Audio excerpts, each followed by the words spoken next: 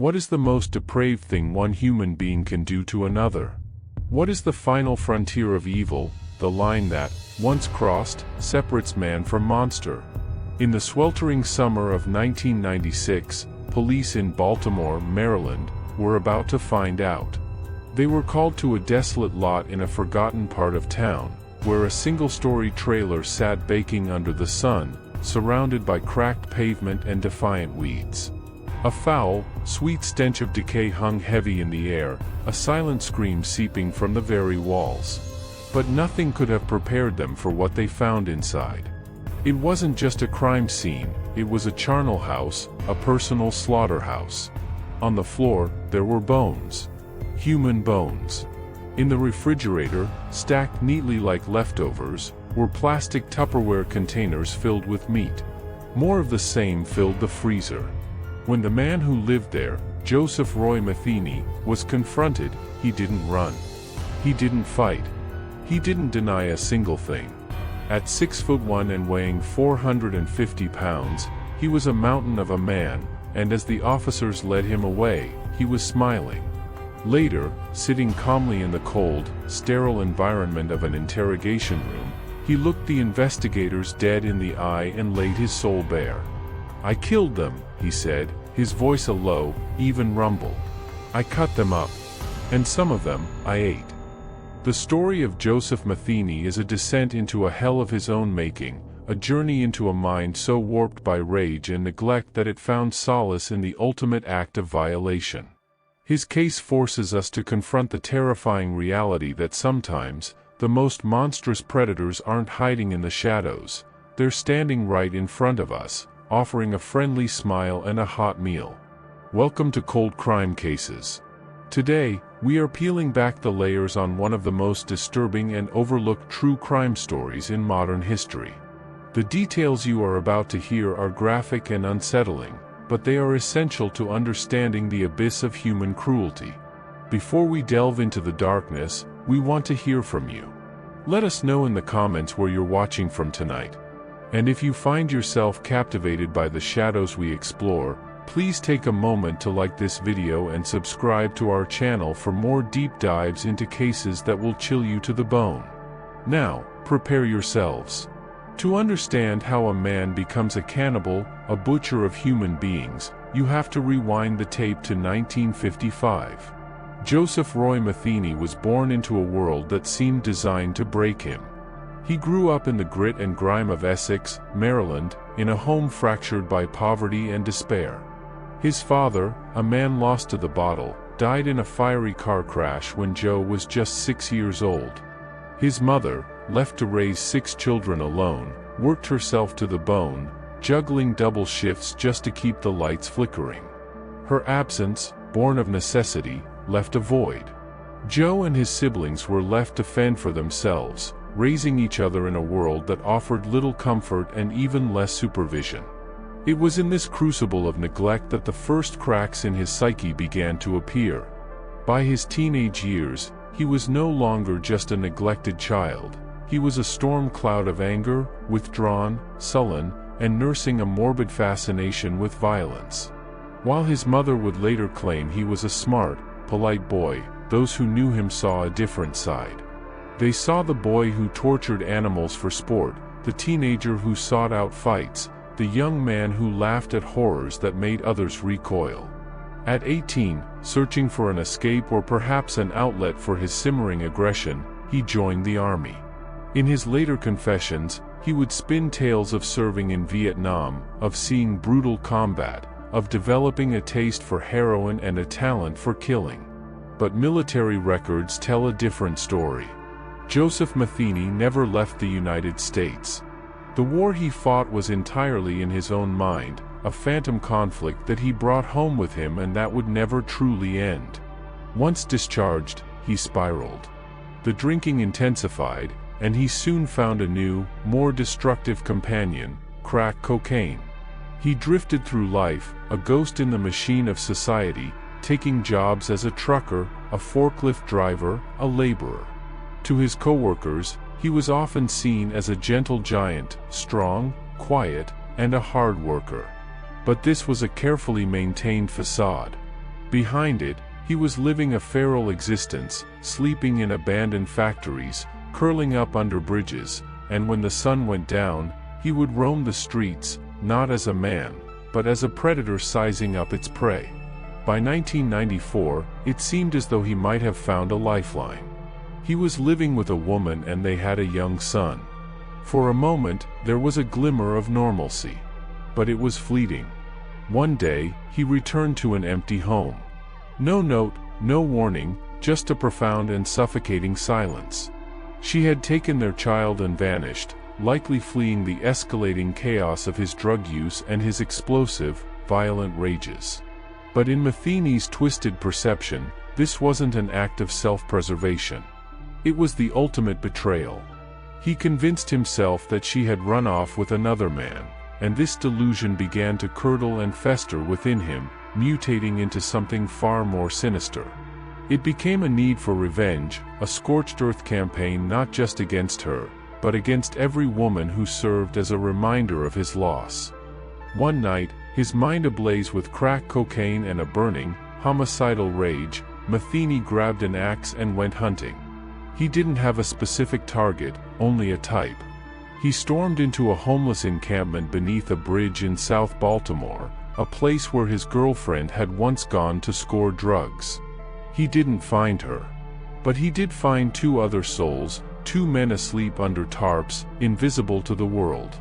In the darkness, Metheny brought the axe down again and again, a sickening symphony of brutality that ended two lives for no reason other than they were there. He then dragged their bodies to the nearby Patapsco River and tossed them in like sacks of garbage, watching them disappear into the murky water. Days later, a fisherman made a gruesome discovery, pieces of them, floating downstream, a silent testament to the monster who now walked the streets. But Metheny was not finished. He was just getting started. The act of killing had unlocked something within him. He lured two sex workers, Catherine Magazina and Kimberly Spicer, back to his squalid trailer with the promise of drugs and money. Once they were inside, the door locked behind them, his trap was sprung. He strangled the life out of them, his massive hands of vice around their necks. And what he did next plunges this story into an almost unimaginable level of horror. He dismembered their bodies with a cold, butcher's precision. He packaged the meat in Tupperware containers. And then, he committed an act of such profound evil it almost defies belief. He mixed the flesh of his victims with pork and beef, ground it all together, and opened up a roadside barbecue stand. He sold his homemade burgers to unsuspecting truckers and locals, who pulled over for a cheap, hot meal, having no idea of the grotesque secret hidden in the ingredients. They tasted just like pork, Metheny would later tell detectives, a chilling pride in his voice. If you mix it right, no one can tell. Think about that for a moment. How many people unknowingly participated in his ritual? How many ate the remains of his victims, smiling and thanking the friendly giant behind the grill? He wasn't just killing, he was desecrating. He was forcing the world to consume his rage, to literally ingest his depravity. He reveled in it. He would sit on the porch of his trailer, smoking crack, drinking beer, and grilling his unholy concoctions while the remains of his other victims slowly decomposed in his refrigerator. He told police he derived a powerful, godlike high from having that ultimate control over life and death. It was easy, he boasted. They came to me. I didn't even have to hunt. Despite his immense size, Metheny was shockingly adept at remaining a ghost. He moved through the world with a disarming calm, his quiet nature and occasional humor putting those around him at ease. No one who saw the gentle giant at work could have ever suspected that he was slaughtering women in his spare time, feeding human flesh to strangers, and burying bones in shallow graves behind his trailer. But arrogance is a serial killer's fatal flaw. In December of 1996, after murdering Kimberly Spicer, he grew sloppy. He needed to dispose of her body quickly, and he made the mistake of asking a friend for help. The friend, horrified by the request, didn't hesitate. He went straight to the police. When a search warrant was executed on Metheny's trailer, the full scope of his horrors was finally laid bare. They found Kimberly's body stuffed under a tarp.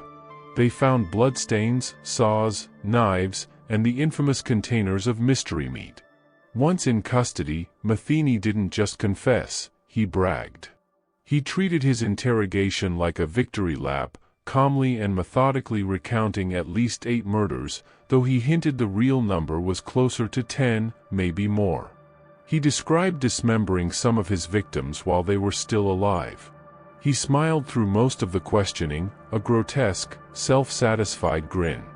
The only flicker of emotion he showed was a flash of that old, familiar rage.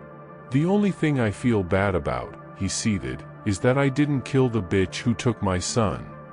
That initial betrayal was the spark, the single point of origin for his murderous spree. But once the fire was lit, it ceased to be about revenge. It became a game, a hunt, a sport. He told investigators something else, something that speaks to the terrifying heart of what he was. "I got away with the first few," he said. "I could have killed more. I only got caught because I was getting lazy." In court, his defense attorneys tried to paint him as a victim of his own circumstances, a product of drug addiction and childhood trauma. But the jury saw through it. His actions weren't the random outbursts of an addict, they were the calculated, efficient, and unspeakably brutal work of a predator. In 1998, Joseph Roy Metheny was sentenced to death.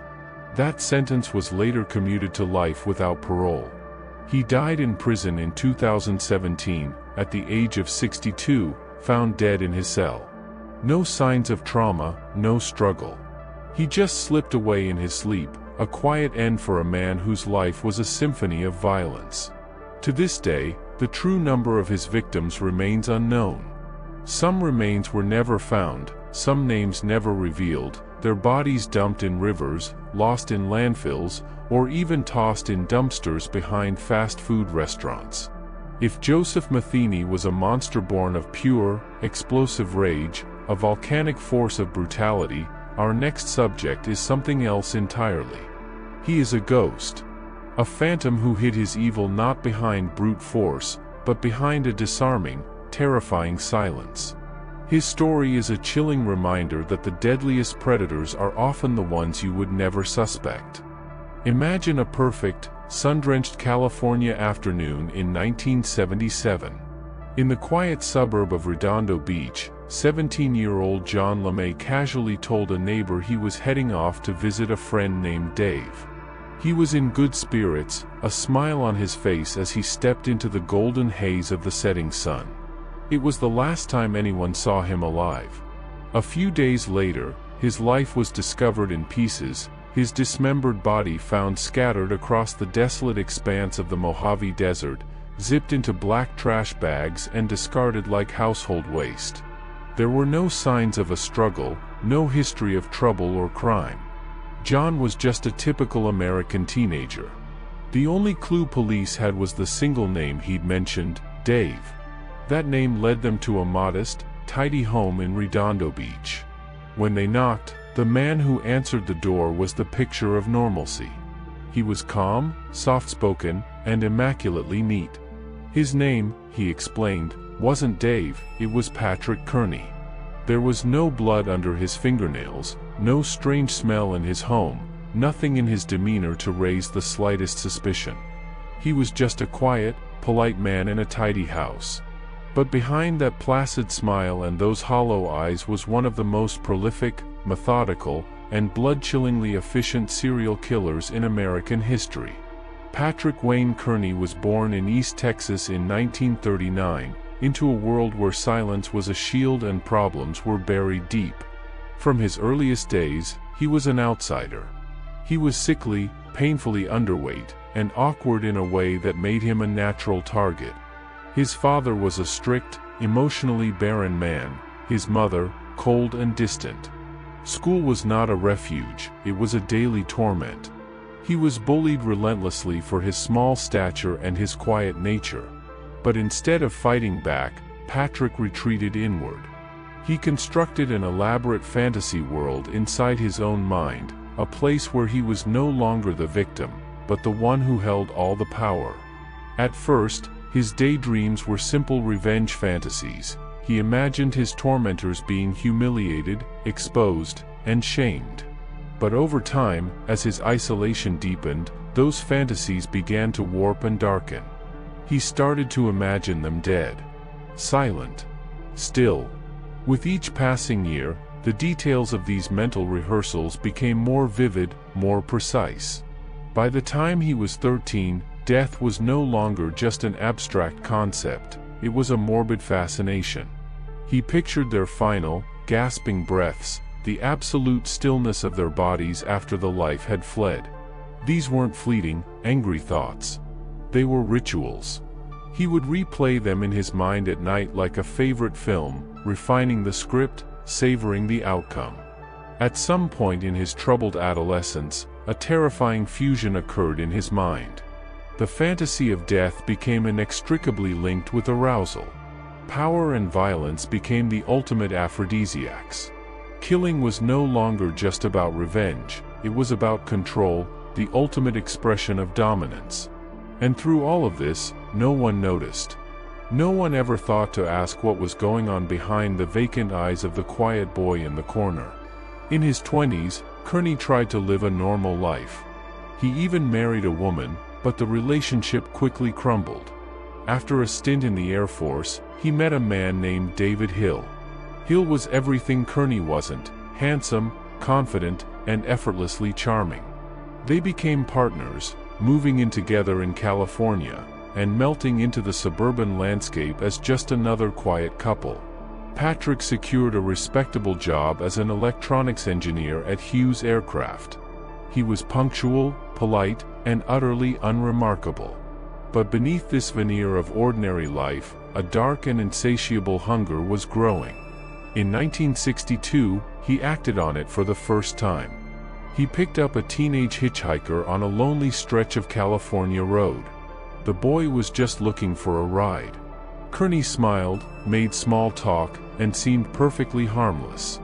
Then, somewhere along that road, with the boy sitting quietly beside him, Kearney pulled out a small .22 caliber pistol and, without a word, shot him in the head. There was no argument, no warning, just a moment of instant, clinical violence. He drove for miles with the corpse in the passenger seat, his mind calm, his focus absolute. Eventually, he pulled off into an isolated canyon. There, he committed acts of unspeakable violation upon the body before dismembering it for easier disposal. He buried some parts, and left others for the animals and the elements to erase. That first kill didn't traumatize him. It empowered him. It was the moment his darkest fantasies became his reality. And from then on, he would do it again, and again, and again. Over the next 15 years, Patrick Kearney perfected his gruesome craft. He became known as the trash bag killer. He would cruise the highways at dawn or dusk, scanning the horizon for his preferred prey, men and boys who were alone, adrift, or desperate. He prepared for his hunts with meticulous care, keeping a kill kit in his car that included gloves, cleaning supplies, and rolls of heavy-duty trash bags. The seats of his car were covered in plastic. After picking up his victims, often young hitchhikers, runaways, or sometimes just local kids, he would shoot them in the head with the same chilling precision he displayed on his first kill. The acts that followed were a grotesque ritual. He would defile the corpses, then methodically cut them into pieces, arms, legs, torsos, and pack them neatly into the trash bags, which he sealed tightly and dumped in desolate stretches of the Mojave Desert or the Angeles National Forest. These were not the frenzied, chaotic killings of a man lost to rage. They were the calculated, quiet, and horrifyingly efficient acts of a man who killed for control. His victims became objects, their identities stripped away, their bodies reduced to manageable parts. They were people from the margins of society, people who, he reasoned, wouldn't be missed quickly, if at all. Among his youngest victims was 5-year-old Ronald Dean Smith, who had been playing with a toy truck outside his home. Kearney spotted him, smiled his disarming smile, and lured him into the car with a kind word. Ronald vanished without a trace. His tiny body was later found dumped along a remote road, the signs of smothering still visible on his face. Another boy, 8-year-old Merle Chance, was walking home from a corner store when Kearney pulled up. He offered a ride. Merle got in. He, too, was smothered and his body dumped deep in a forest, the site carefully chosen, the disposal perfectly efficient. The goal was always the same: silence. Kearney's secret weapon was his discipline. He left no trace. He would commit these monstrous acts and then go back to his life, back to his job at Hughes Aircraft, back to his quiet home with David Hill, as if nothing had happened. His relationship with Hill served as the perfect mask. To this day, questions linger about what Hill knew. He later claimed to have been completely oblivious to the killings. But could he really have been blind to it all? The stench of death, the odd hours, the constant tension in their home? Or was he simply too afraid to ask the question he already knew the answer to? What do you think? Could someone live with a monster and truly not know? Everything began to unravel with that one simple detail: John LeMay telling his neighbor he was going to see Dave. When John never came home, police followed that single thread to Kearney's door. The stories he and Hill told didn't add up. Their alibis were too clean, too rehearsed. Panicked, the two men fled, hitchhiking across state lines, living like the very transients Kearney had once preyed upon. But the pressure was immense.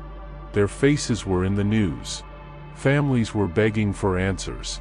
Eventually, defeated, they walked into a police station in Texas and surrendered. What happened next stunned even the most seasoned investigators. During hours of interrogation, Patrick Kearney showed no remorse, no guilt, no hesitation. Instead, he opened up a mental ledger of death and began to list his victims. He described, in flat, emotionless detail, how he picked up each person, how he killed them, and what he did with their bodies. 28 names. 28 lives extinguished. Some were identified. Others were never even reported missing. He recounted the weight of the trash bags, the sound of the desert wind, the long, quiet drives with dead bodies in the passenger seat. He laid every horrific detail bare, not like a confession, but like an accountant reading an annual report. To avoid the death penalty, Patrick Kearney pleaded guilty. He was convicted of 21 murders and sentenced to multiple life terms without the possibility of parole. Today, he sits in Mule Creek State Prison in Ione, California, an old man now, a ghost behind concrete walls. He doesn't speak to the media, he doesn't grant interviews, he doesn't write. He simply exists, a living monument to the terrifying truth that evil doesn't always roar, sometimes it whispers. The full extent of his crimes may never be known. There are likely more names he never mentioned, more bodies still buried out there, lost to the sand and the silence. The cases of Joseph Metheny and Patrick Kearney present two horrifyingly different faces of the same evil.